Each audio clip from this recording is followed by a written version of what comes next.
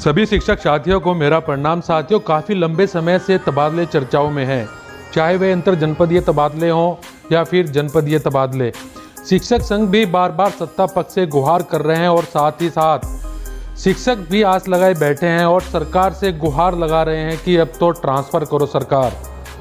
बीते कुछ दिन पहले माननीय महानिदेशक महोदय विजय किरण आनंद जी द्वारा ट्रांसफ़र को लेकर सॉफ्टवेयर NIC को तैयार करने के लिए कहा गया था।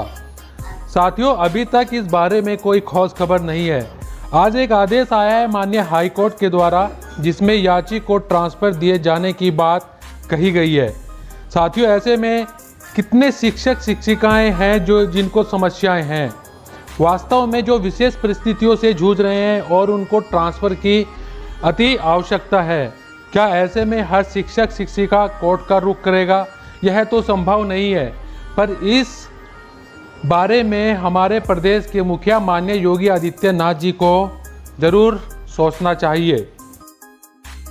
साथियों, अगर आपने अभी तक हमारे चैनल को सब्सक्राइब नहीं किया है तो ज़रूर करें और साथ ही साथ बेल आइकन का बटन भी ज़रूर प्रेस करें ताकि हमारे आने वाली हर वीडियो आप तक सबसे पहले पहुंच सके।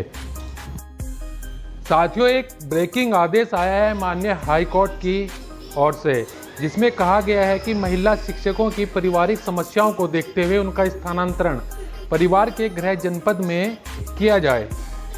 इसमें याचिका करते हैं, जिसने याची डाली थी वो है काव्या पांडे जी। काव्या पांडे जी के वकील हैं आबिद आलवी जी।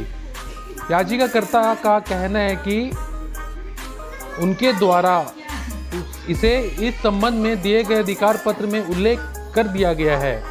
क्या उल्लेख किया गया है आखिर वो बताते हैं आपको। उल्लेख यह है कि वह अपने ससुराल वालों को ससुर के रूप में अकेला छोड़ने में असमर्थ है, एक गंभीर हृदय रोगी हैं और उसे निरंतर देखभाल की आवश्यकता है। यहाँ याचिकाकर्ता एक बेसिक स्कूल में कार्यरत सहायक शिक्षिका है। उन्होंने अपनी प्रारंभिक नियुक्ति के बाद से अभी तक 5 साल की सेवा पूरी नहीं की है। वह गाजीपुर में तैनात है और उनकी ससुराल वाराणसी में रहती है। उनका पति छत्तीसगढ़ में तैनात है। याचिकाकर्ता ने उसे गाजीपुर से वाराणसी स्थानांतरित करने की मांग की, क्योंकि उसका एक 3 साल का बच्चा भी है और उसे अपने कर्तव्यों का पालन करते हुए उसकी देखभाल करना मुश्किल लगता है। ससुराल वालों के साथ रहने से बच्चे की उचित पालन पोषण और सुविधा होगी और देखभाल भी अच्छी होगी और उसे सहायक शिक्षक के रूप में अपने कर्तव्यों का निर्वहन करने की भी अनुमति मिलेगी। याचिकाकर्ता के विद्वान वकील उत्तर प्रदेश शिक्षक पेंटिंग नियमावली 2008 के नियम 8(2)D पर निर्भर करता है, जो महिला शिक्षकों के ऐसे अंतर विभागीय स्थानांतरण की अनुमति देता है। विशेष परिस्थितियों में उनके पति या ससुराल वालों के निवास स्थान पर जो इस प्रकार 8(2)D के अंतर्गत आते हैं, उनको स्थानांतरित किया जा सकता है। सामान्य परिस्थितियों में पुरुष और महिला शिक्षकों के संबंध में अंतर जिला स्थानांतरण के लिए आवेदनों पर विचार नहीं किया जाएगा। साथियों, या तो कोई महिला शिक्षक हो या पुरुष शिक्षक जो विशेष परिस्थितियों के दायरे में आएगा, उनको स्थानांतरण दिया जाए। जी हाँ साथियों, नियमावली 2008 8(2)D के तहत अगर कोई शिक्षक या शिक्षिका विशेष परिस्थितियों में आता है तो माननीय हाईकोर्ट द्वारा कहा गया है कि उसको स्थानांतरित कर दिया। साथियों, इसी कड़ी में विरोधी पक्ष के वकील का कहना है कि इस संबंध में अभी तक सरकार द्वारा कोई नीति नहीं बनाई गई है। विवाद गलत है। में प्रावधान का कार्यान्वयन किसी भी निर्माण पर निर्भर नहीं किया जा सकता।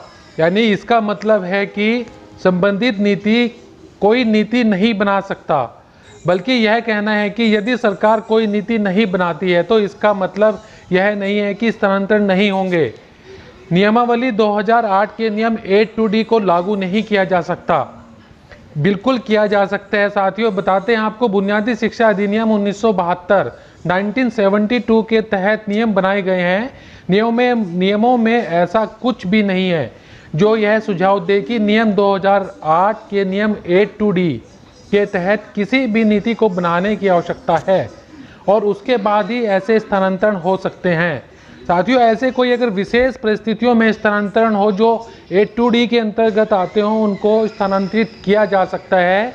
बिना सरकार की नीति बनाए हुए भी, और उसके बाद ही ऐसे स्थानांतरण हो सकते हैं। स्थानांतरण प्राधिकारी जैसा कि विरोधी पक्ष संख्या 3 और 4 के विद्वान वकील श्री रणविजय सिंह द्वारा सूचित किया गया है, बेसिक शिक्षा बोर्ड है, क्योंकि यह एक अंतर विभागीय स्थानांतरण है। पूर्वोक्त को दृष्टिगत रखते हुए याचिकाकर्ता के गाजीपुर से वाराणसी स्थानांतरण के अनुरोध पर मामले के तथ्यों और नियम 8(d) के तहत प्राप्त किए जाने वाले उद्देश्य को ध्यान में रखते हुए विरोधी पक्षकार संख्या 4 पर विचार करें।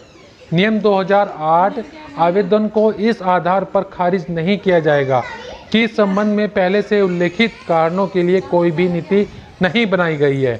साथियों, आपको बता दें कि नियमावली 2008 8(d) के तहत अगर कोई शिक्षक या शिक्षिकाएं विशेष परिस्थितियों में आता है तो वह स्थानांतरण पाने का हकदार है।